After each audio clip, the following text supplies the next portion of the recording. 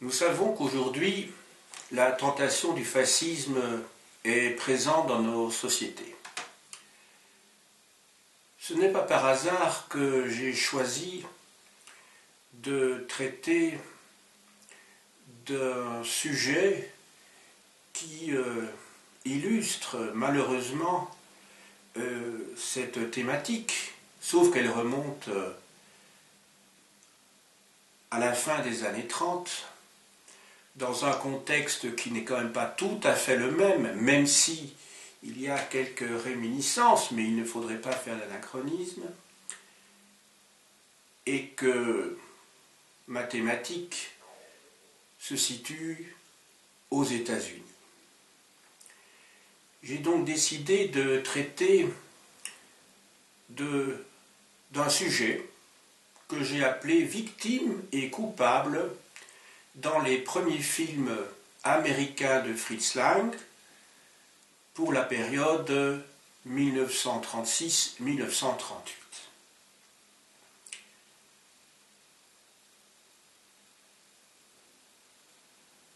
Quelques éléments de chronologie tout d'abord. Fritz Lang est né en 1890 d'une mère juive et d'un père athée, mais qui vont se convertir au tournant du siècle officiellement au catholicisme. Lui-même sort son premier film, muet par définition à cette époque, en 1919, appelé La Métisse. En 1922, c'est Le Docteur Mabuse. En 1927, Métropolis, dans une ambiance tout à fait hallucinante et prémonitoire. En 1931, Monsieur le Maudit. En 1933, Le Testament du Docteur Mabuse, qui est immédiatement interdit par la censure nazie.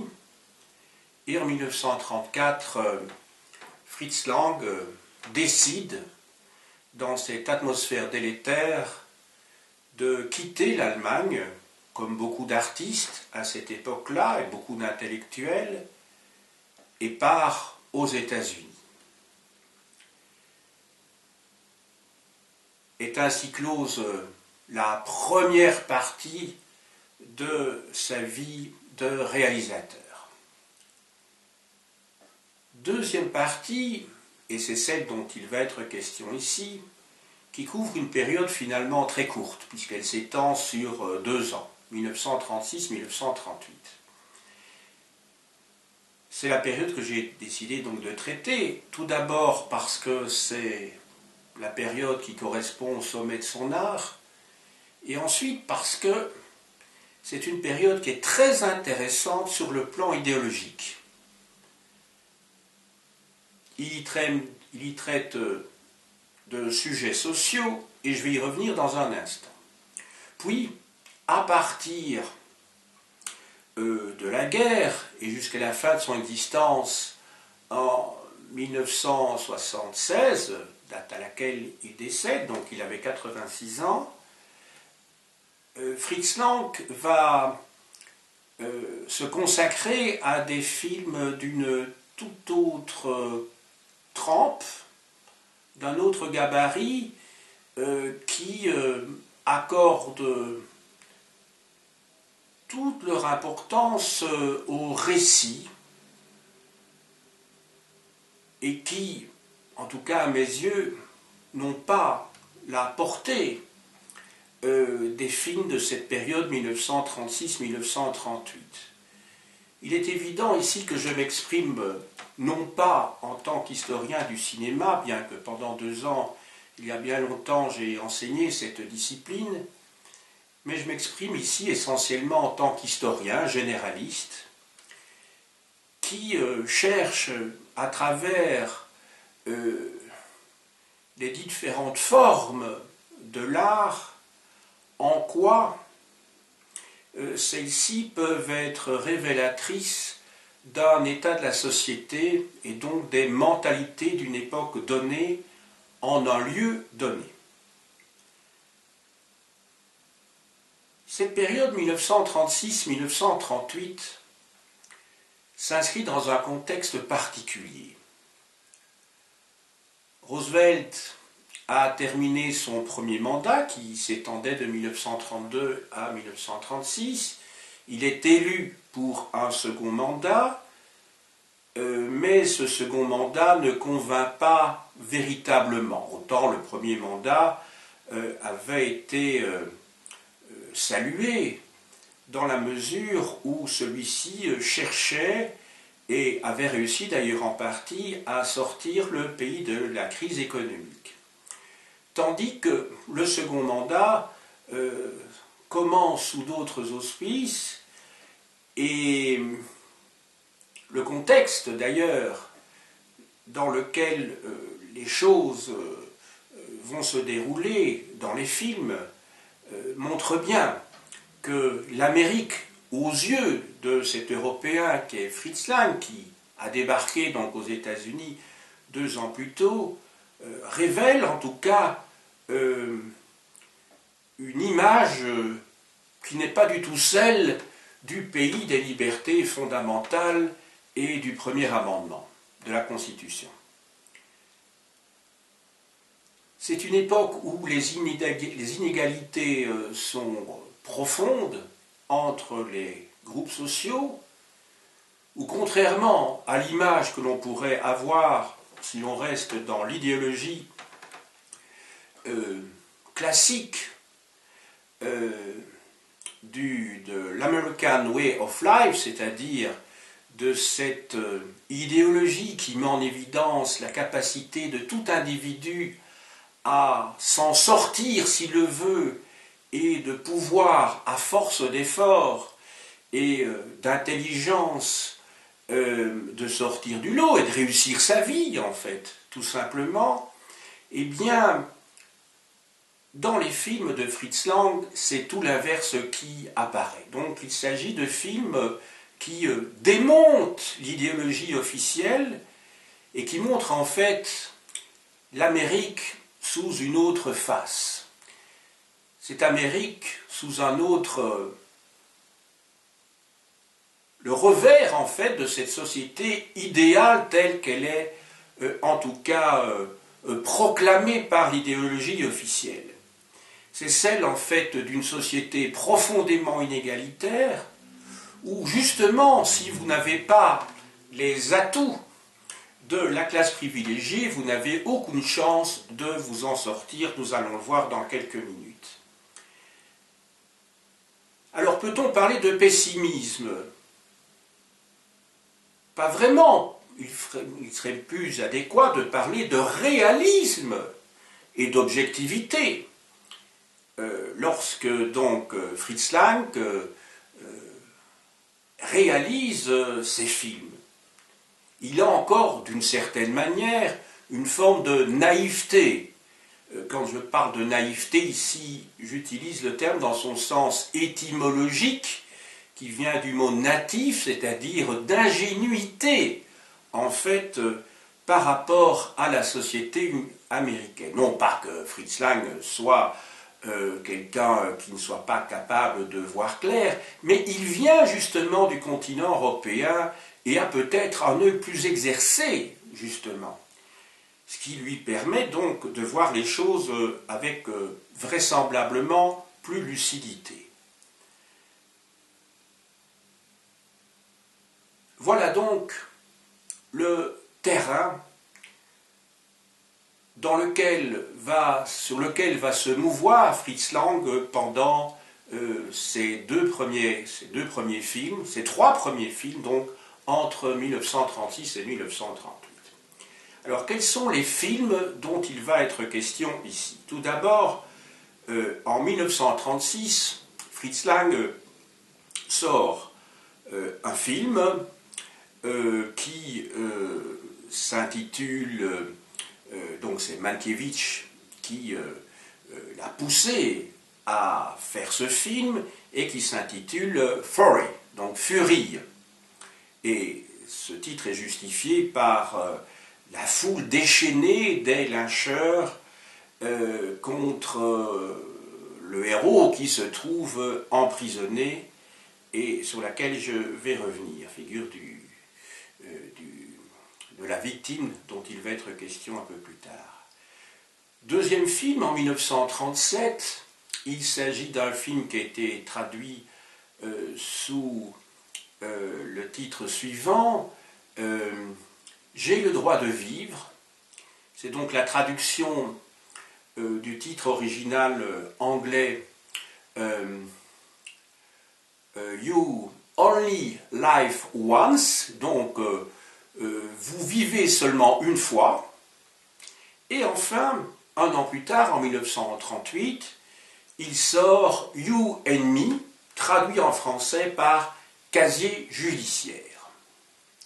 Je commence donc par le premier film, donc Fury, 1936. J'ai dit il y a quelques minutes que c'est Mankiewicz qui l'a poussé à faire ce film, et il faut savoir que Fritz Lang était un homme extrêmement difficile quant à sa collaboration. C'est un homme très arrogant, très sûr de lui, qui avait un complexe de supériorité. Tous ses collaborateurs souffraient véritablement du sentiment de mépris qu'ils pouvaient avoir à leur égard. Et il se lance donc dans la réalisation de ce film de Mankiewicz. Je rappelle que Mankiewicz est le producteur également de La Comtesse aux pieds nus, qui date de 1954 avec Ava Gardner. Et vous avez également comme collaborateur de ce projet Casserat. Résumé de l'histoire. C'est l'histoire en fait d'une injustice.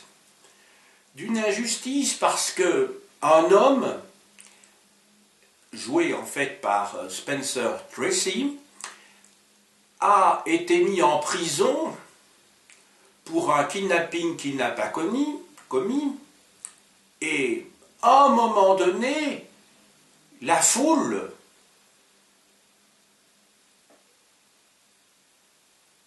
décide, enfin, si on peut parler de décision, il s'agit d'un mouvement instinctif, bestial, on pourrait dire, mais ce serait peut-être réduire la sociologie collective à peu de choses, décide donc de mettre le feu à sa prison.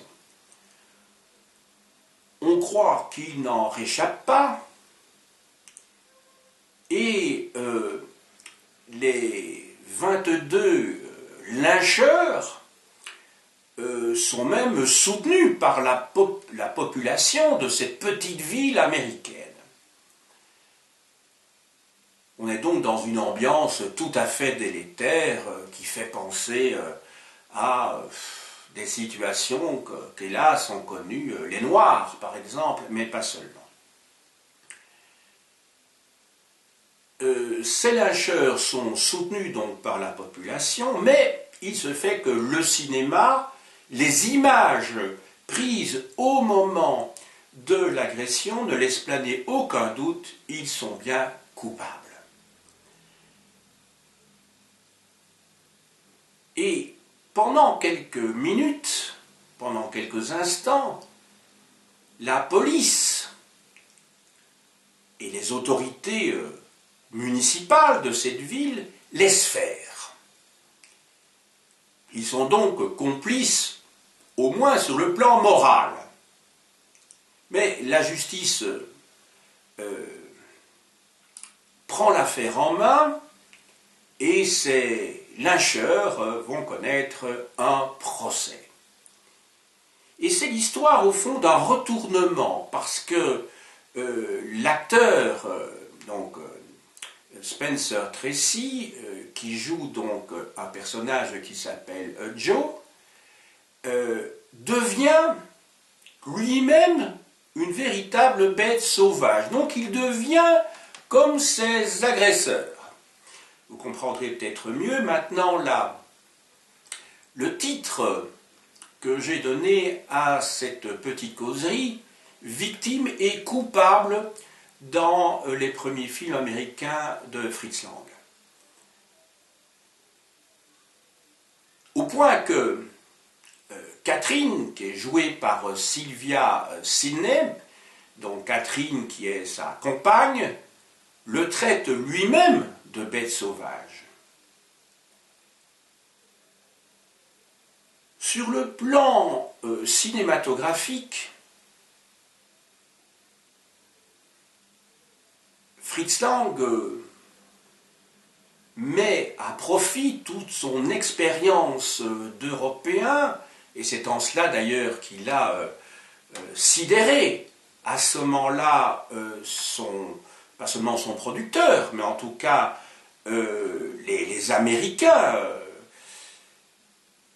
C'est qu'en fait, il parvient à mettre en œuvre, à utiliser son art cinématographique pour filmer une foule complètement hystérique au moment donc de l'incendie de la prison où séjourne Joe, donc qui est censé avoir commis un kidnapping. Il est enfermé d'ailleurs à ce titre, alors qu'en fait il est innocent. Et donc Joe, lui, vit sa vengeance par personne interposée, puisqu'il se réfugie chez ses frères, et donc suit de très près le procès contre les lyncheurs, mais lui-même est devenu un lyncheur, moralement, des lyncheurs. Il faut dire dans sa tête, évidemment. Il a pris la mentalité donc de ces bêtes sauvages. Ce film a connu un véritable succès aux États-Unis. Il a même obtenu un Oscar.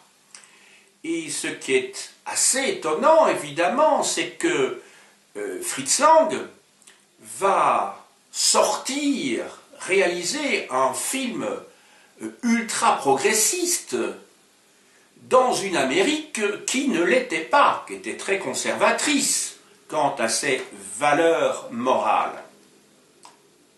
Passons maintenant au deuxième film.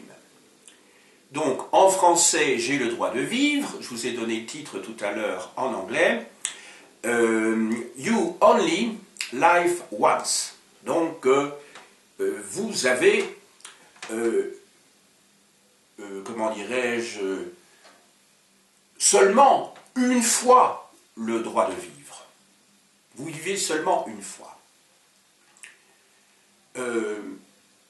Ici, le producteur n'est plus le même. Un petit résumé de l'affaire. Il s'agit en fait d'un repris de justice qui a d'ailleurs été fait à 3 reprises de la prison. On retrouve le thème qui était celui déjà de Furry.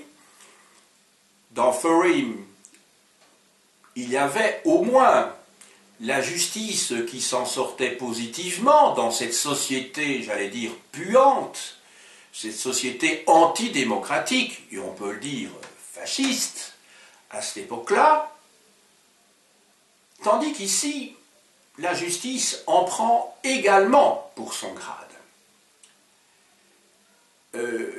Ce repris de justice, donc, va travailler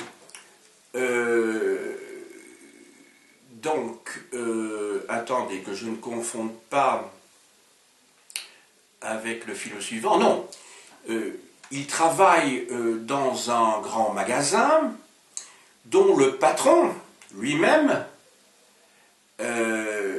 décide, attendez, je vérifie parce que j'ai peur de confondre le scénario de 2 films ici, je les ai vus bien entendu tous les 2, mais il ne s'agirait pas de dire des bêtises.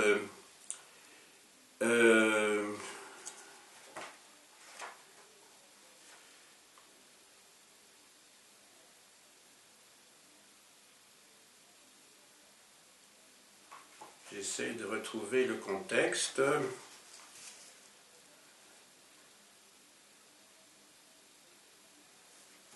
Enfin, le personnage principal, qui s'appelle Eddie, est accusé cette fois d'un hold-up qu'il n'a pas commis, et s'ensuit évidemment une condamnation qui le conduit à devoir être exécuté. Et c'est le jour même où il doit être exécuté qu'il prend la fuite avec sa compagne, qu'il part donc en voiture à travers la campagne américaine, et la justice reconnaît finalement qu'il n'est pas coupable de ce hold-up. Alors on assiste à des scènes tout à fait étonnantes dans ce film.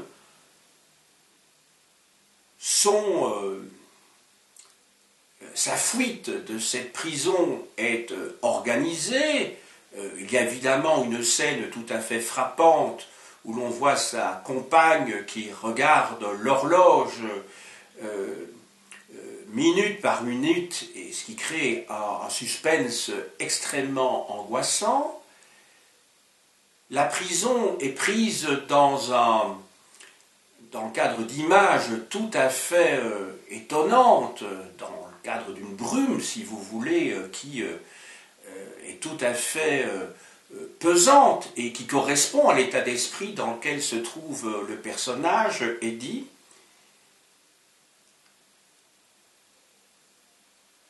Ils partent donc sur les routes dans une situation tout à fait hallucinante. La compagne d'Eddie met au monde un enfant qu'elle ne va même pas d'ailleurs nommer, et l'histoire se termine comme on pouvait l'imaginer, c'est-à-dire très mal. Ce film fut en fait un échec. Il ne connut pas le succès qu'il aurait mérité, tant sur le plan idéologique que sur le plan formel. Je pense en particulier à la scène du hold-up, mais aussi au moment où des manchettes de journaux différentes sortent avec des titres différents qui annoncent des issues différentes du procès, pour finalement la caméra se fixe sur la décision d'exécution. C'est un film tout à fait remarquable, et le succès attendu n'est pas venu, et on peut le comprendre. Et c'est en ça que, en tant qu'historien, ce film m'intéresse, parce que je ne suis pas historien du cinéma, mais ça m'intéresse beaucoup, en revanche, de comprendre pourquoi certains films sont reçus, bien reçus ou mal reçus. Ici, très clairement, le film a été mal reçu parce que justement, il ne correspondait pas aux attentes de cette société fasciste, fascisante, antidémocratique en tout cas. Nous passons maintenant au troisième film. On a compris que dans le film précédent, aucune réinsertion n'était possible pour un repris de justice. Nous passons maintenant à Casier judiciaire, qui date de 1938. Je rappelle le titre en anglais « You and Me », qui fait référence aux deux personnages principaux, qui sont d'une part Joe et d'autre part Hélène. Je n'ai pas donné le nom des acteurs du film précédent. Il s'agissait évidemment de l'éternelle Sylvia Sidney, qu'on va voir réapparaître dans le troisième film. Donc elle joue chaque fois le rôle féminin principal dans ces 3 films. Pour le premier film, j'avais parlé déjà de Spencer Tracy qui jouait le rôle de Joe, de celui qui avait été enfermé dans cette prison et qui avait failli mourir au moment de l'incendie et qui devient une bête sauvage. Dans le deuxième film, l'acteur principal, Eddie, est joué par Henry Fonda. Et dans le dernier film, ici, Joe est joué par Joe Craft. Et donc Hélène, je l'ai dit il y a quelques minutes, est jouée pour une 3e fois par Sylvia Sidney. C'est un film qui est en particulier intéressant pour les mélodies. Au départ, il s'agit au fond d'une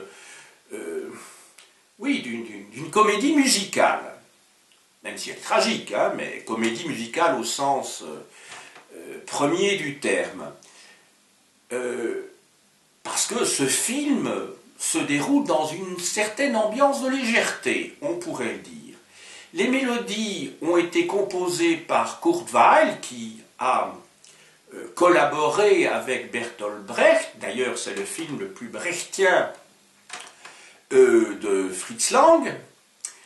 Ces mélodies de Kurt Weill apparaissent, ou plutôt sont entendues, en même temps que l'on voit des petites vignettes, des petits clips à l'écran, en particulier au début du film, dans une mélodie qui s'intitule « On n'obtient rien ». On n'obtient pas quelque chose contre rien, où l'on voit en fait l'héroïne principale, donc Hélène, toujours donc Sylvia Sidney, qui est en train de taper sur une machine à calculer et qui annonce le thème central du film, c'est-à-dire que le capitalisme est quelque chose d'essentiellement pervers. On assiste à une séquence de braquage, de hold-up. Ce qui est important dans ce film ici, c'est que les personnages sont, les héros donc sont engagés par un patron de grands magasins qui a une philosophie extrêmement généreuse sur le plan social, puisqu'il engage des ex-délinquants, des repris de justice, croyant à leur réinsertion dans la société. Il a une vision donc très progressiste, très idéaliste de la possibilité donc de se réinsérer dans cette société américaine. Or, justement, les choses n'apparaissent pas possibles. Car il se fait que la Hélène, qui tombe amoureuse, et ce sentiment est partagé par Joe, ne peut pas se marier.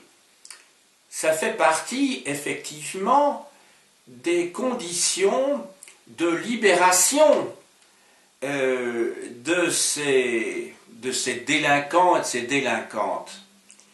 Elle doit donc lui cacher quelque chose, mais cela même peut produire une situation qui pourrait mener Joe au crime. Donc on voit que l'on se situe sur le fil du rasoir et qu'il suffit de peu de choses pour passer d'un côté ou de l'autre, comment dirais-je, de la barre et de sombrer dans l'abîme. Ce film, comme le précédent, donc J'ai le droit de vivre, connut un échec. Alors que je vous ai dit que le tout premier, donc Fury, avait connu un grand succès puisqu'il avait obtenu un Oscar. Ce film connaît un échec auprès du public, mais pas seulement auprès du public. La critique se déchaîne contre ce film. Alors, on peut évidemment comprendre les raisons non seulement de l'échec auprès du public, mais aussi auprès de la critique.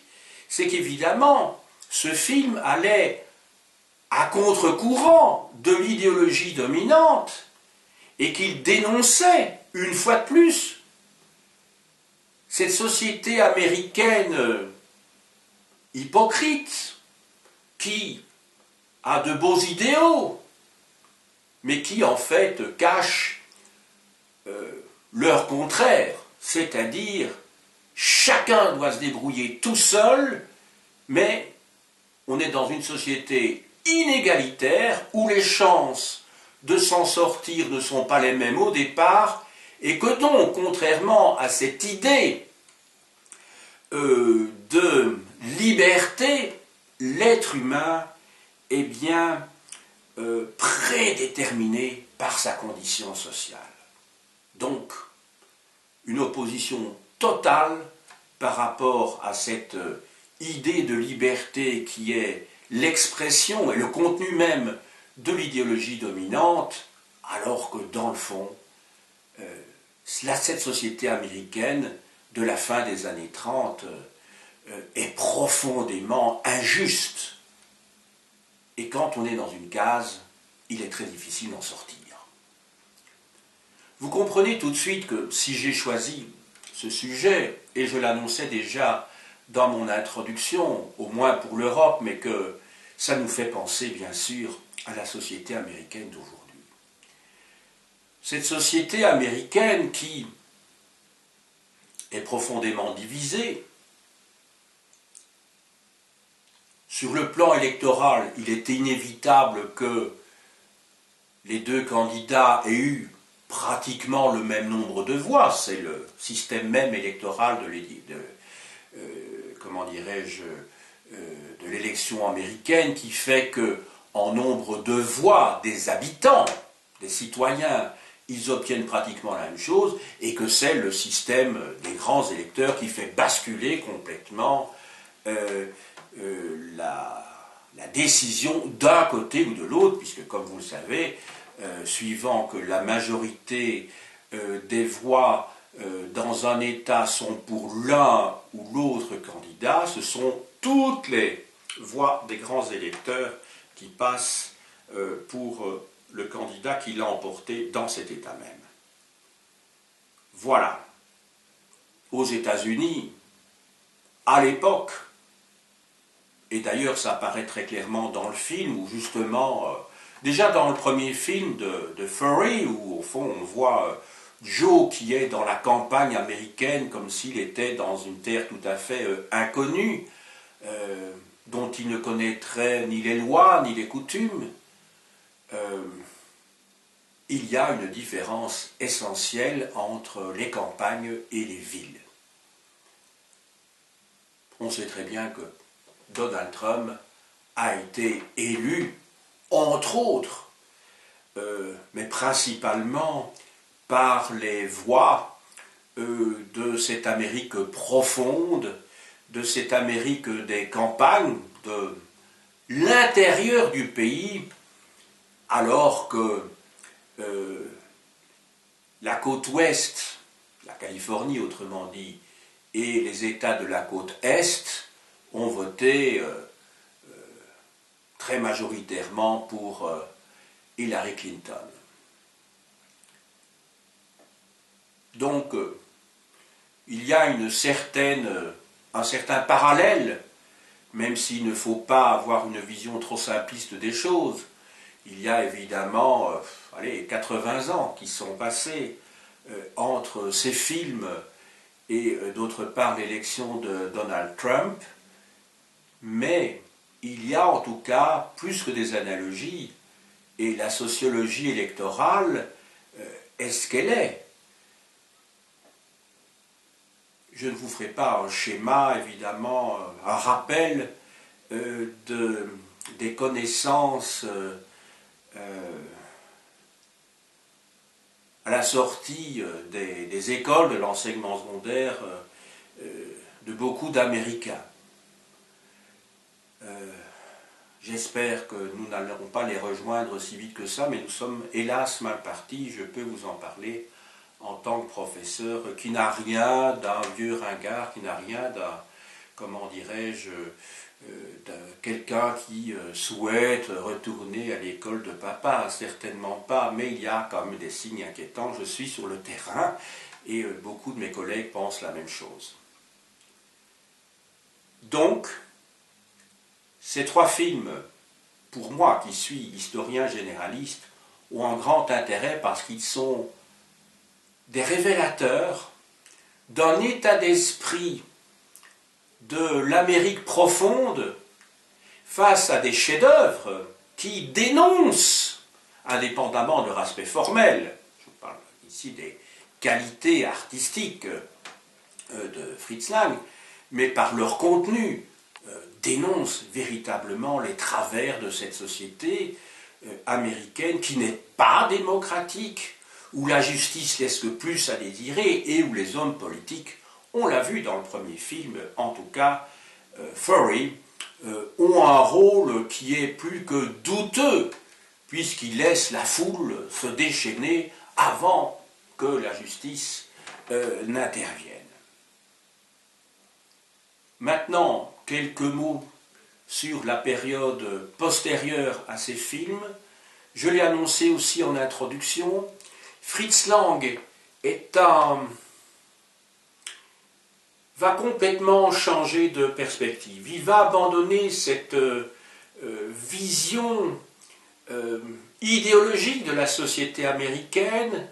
Alors, parler d'intégration, ce serait vite dit, mais ce qui est sûr, c'est qu'il va se réfugier dans un univers intellectuel, mental, qui se coupe de la réalité du terrain. Les films dont je vous ai parlé sont beaucoup plus intéressants d'un point de vue idéologique et sociologique. Et Fritz Lang, en fait, va s'intéresser au récit pour le récit. Ce qui va l'intéresser, c'est la trame des événements qui se succèdent et s'enchaînent les uns après les autres pour conduire finalement à la mort. Oh, il y a des films qui sont très beaux sur le plan purement formel, mais ils n'ont plus cette qualité de contenu des premiers films américains de 1936, 37 et 38. C'est la période, vous la connaissez, où, entre autres, donc après-guerre, il a sorti, évidemment, il a réalisé de très nombreux films, mais parmi ces films les plus connus, ceux qui repassent encore d'ailleurs à la télévision, il ne faut pas aller dans des cinémathèques ou dans des cinémas d'art et d'essai pour les voir, ils sortent encore régulièrement, souvent en général au moment des fêtes, ces deux films de 1958 qui sont Le Tigre du Bengale et d'autre part Le Tombeau hindou. Donc ce sont des films d'une toute autre veine, évidemment, que ceux que j'ai analysés avec vous. Il me reste à vous montrer, vous voyez, j'ai essayé d'être le plus succinct possible dans cet exposé pour aller à l'essentiel, et je crois avoir bien tapé sur le clou, expliquer quelle était l'optique dans laquelle je réalisais cette causerie. Il me reste à vous montrer quelques livres qui pourront compléter votre information et resituer dans un contexte plus large la filmographie dont il a été question aujourd'hui. Alors vous pouvez, entre autres choses, j'ai pris ce qu'il y a de plus récent et ce qui est facilement accessible. Dans la collection Grands Cinéastes, utilisez le numéro des Cahiers du cinéma, publié entre autres par le journal en coédition avec le journal Le Soir, donc Fritz Lang. On voit évidemment ici une scène où Peter Lorre voit dans son dos le fameux M de Monsieur le Maudit, et qui est à l'origine, je suppose, de l'idée d'Edgar P. Jacobs lorsqu'il écrit La Marque Jaune, de la série Black et Mortimer. Dans ce film, d'ailleurs, Peter Lorre, donc Monsieur le Maudit, donc, c'est un film en allemand, puisqu'il est de la période antérieure au départ de Fritz Lang aux États-Unis, c'est un film de 1931. Comme la justice là c'est la justice des hommes, et c'est pas la justice officielle qui fait le travail, puisque le maudit, là, ben, c'est un homme qui avait tué des... Enfin, on le voit au début du film, hein, il y a une petite fille qui disparaît, d'ailleurs dans un contexte tout à fait glauque, mais tout à fait impressionnant et remarquable. Et donc c'est la justice des hommes, ce sont au fond des bandits qui font le procès, mais pas du tout de manière légale, avec un semblant de procès du maudit, donc de Peter Lorre, dans une cave pour finalement rendre justice. Alors, Georges Sataud, l'histoire du cinéma, petite collection ici j'ai lu, qui existe évidemment dans d'autres collections, Histoire du cinéma de Maurice Bardèche et de Robert Brasillac, en livre de poche, Histoire moderne du cinéma de Charles Ford, en marabout. Les histoires du cinéma sont évidemment très nombreuses, mais en tout cas, celles que je viens de vous montrer ont l'avantage d'être bon marché, parce qu'il s'agit de collections de poche, et facilement maniables quand on veut avoir une vision générale de l'histoire du cinéma. Alors je vous recommande aussi un petit livre publié dans la collection Folio 2 €, Il pleut des étoiles, portrait de stars du cinéma.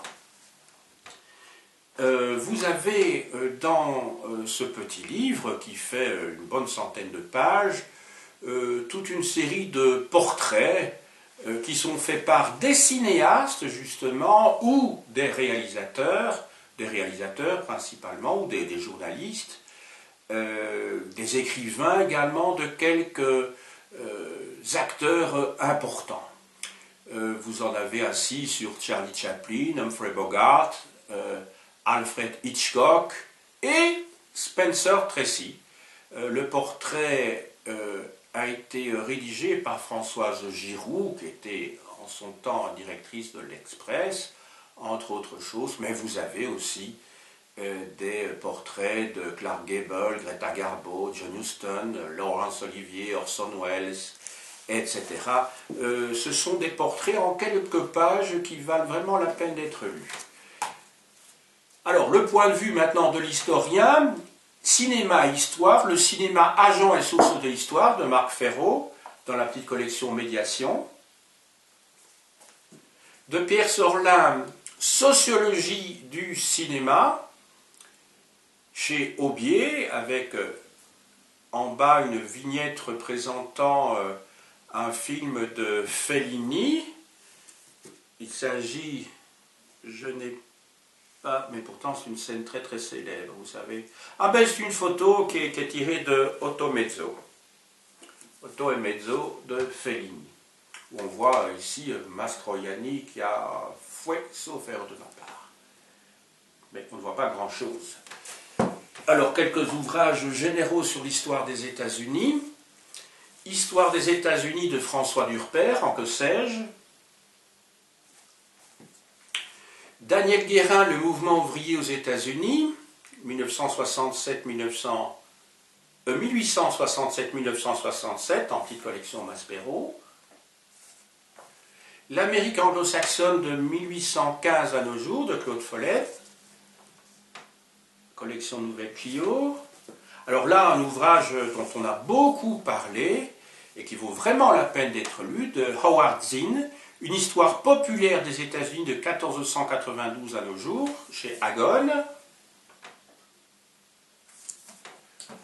De Claude Follet, Les États-Unis au XXe siècle, chez Aubier.